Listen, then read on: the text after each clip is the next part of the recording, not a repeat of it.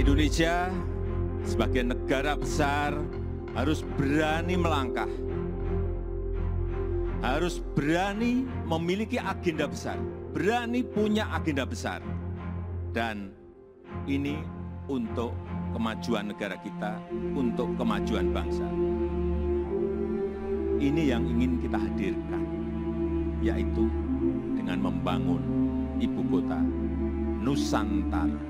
Nusantara adalah kota pintar masa depan yang berbasis hutan dan alam. Belum ada di dunia, belum ada. Tolong dicarikan, belum ada.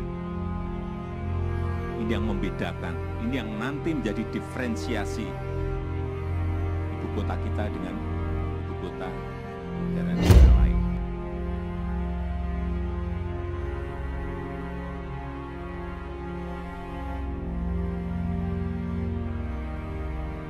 Dan kita juga berani membuka sentra ekonomi baru, yaitu IKN.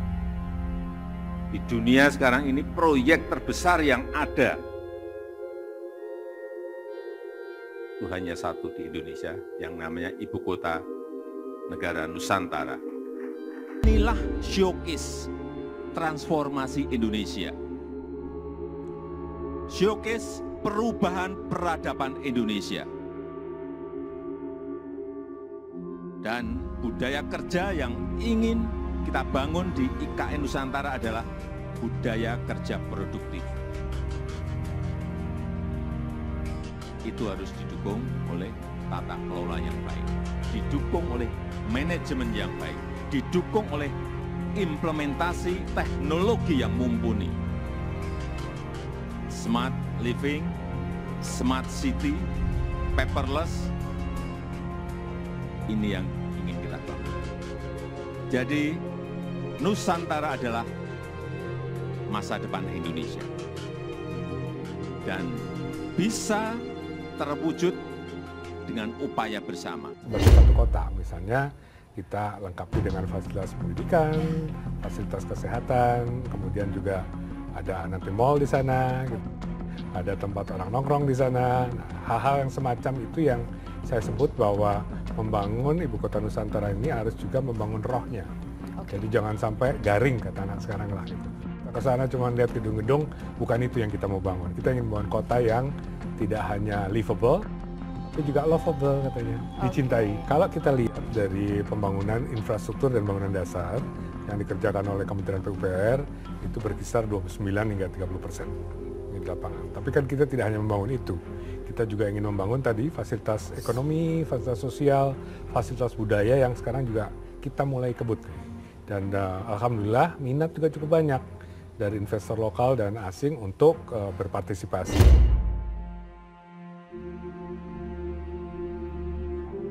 Keberanian Indonesia membuka sentra ekonomi baru membuat Indonesia memiliki proyek terbesar di dunia. Mega proyek itu yang akan menjadikan Indonesia negara maju dan modern adalah Ibu Kota Negara atau IKN Nusantara. Saat ini berbagai kegiatan pembangunan di kawasan IKN Nusantara terus berlangsung, di mana per awal Agustus ini progres pembangunannya sudah mencapai 38%. Semua progres pembangunan yang tengah dilakukan masih on track, sehingga pembangunan dapat selesai sesuai dengan rencana. Tidak mengherankan kalau kemudian Malaysia merasa iri dengan mega proyek yang dimiliki Indonesia. Tidak mau kalah dari Indonesia, masyarakat Sabah berharap pemerintah federal Malaysia mempercepat peningkatan infrastruktur dan fasilitas umum berkualitas di negara bagian itu bisa setara dengan IKN Nusantara. Upaya peningkatan infrastruktur dan fasilitas umum dinilai penting bagi Sabah untuk meraup limpahan ekonomi yang besar dari Ibu Kota Nusantara atau IKN. Sebab Sabah adalah kawasan yang pertumbuhan ekonomi paling lambat dan tingkat kemiskinan tertinggi di Malaysia. Jika Malaysia ternyata hanya ingin meraup limpahan ekonomi dari dibangunnya IKN di Pulau Kalimantan, tentu kita tidak boleh tinggal diam. Sebagai proyek terbesar di dunia, IKN harus menjadi wadah untuk putra-putri bangsa turut andil untuk memajukan dunia melalui Indonesia. Mega proyek ini adalah milik Indonesia, maka harus dikuasai oleh ide-ide dan kerja anak bangsa. Bangsa ini tak ingin kembali ke kondisi tertinggal dari negara-negara tetangga. Indonesia di bawah kepemimpinan Jokowi ingin mengembalikan kejayaan yang dulu pernah terjadi. Untuk itulah Jokowi getol membangun infrastruktur, sumber daya manusia, hingga iklim investasi. Selain itu, pembangunan IKN adalah salah satu jalan mengembalikan kejayaan Indonesia yang terenggut zaman. IKN Nusantara nantinya akan jadi kota percontohan nasional karena merupakan forest city pertama di dunia. Karena di dalam kota pada masa mendatang melingkupi areal 250.000 hektar, akan terdapat hutan lindung sekitar 65 hektar. Pembangunannya konon menggunakan sistem teknologi maju, sehingga mampu menyelesaikan persoalan kekurangan air, labilitas geologis, jaminan keamanan, keindahan, dan kenyamanan. Kota ini akan menerapkan sistem transportasi massal modern ramah lingkungan dan menggunakan energi terbarukan secara masif. Tak mengherankan jika kemudian negara dekat kita kelabakan. Warisan yang ditinggalkan oleh Jokowi akan mendapat tempat spesial di hati masyarakat. Pekerjaan yang begitu berarti namun tidak mudah. Kali ini pun Indonesia tidak boleh lengah. Jangan sampai mengulang sejarah kembali turun menjadi negara jajaran bawah. Makanya Jokowi selalu mengingatkan akan perlunya mengubah pola pikir dan etos kerja.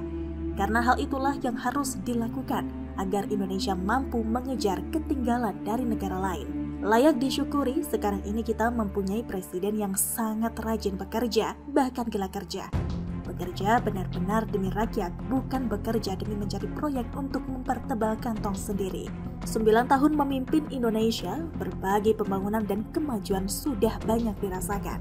Pembangunan infrastruktur yang masif dan merata sangat dirasakan manfaatnya oleh masyarakat. Pembangunan lainnya pun membuat masyarakat gembira dan negara lain iri, tidak bisa dipungkiri.